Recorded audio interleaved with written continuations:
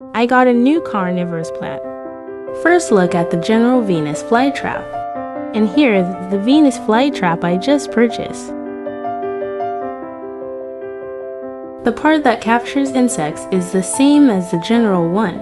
However, one part is very different from the general Venus flytrap. This part is covered with protrusions. I was very interested when I saw this. At the same time, I was very happy to find it. Now, let's repot this Venus flytrap. Take it out of the flower pot and wash off the old soil with water.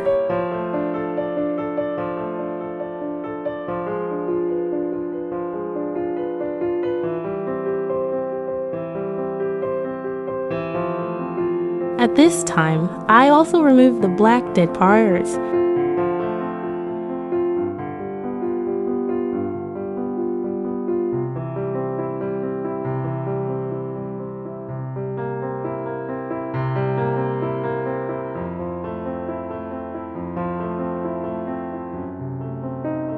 The plant is now clean.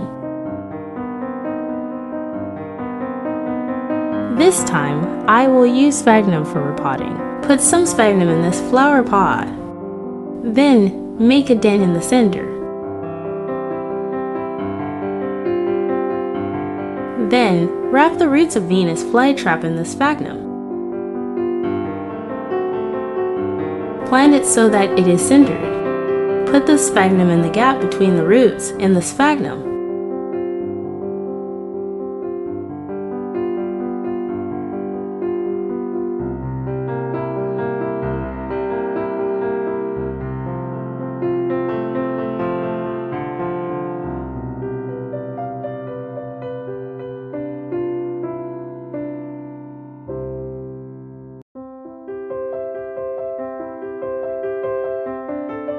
After that, water from the top and finish the repotting.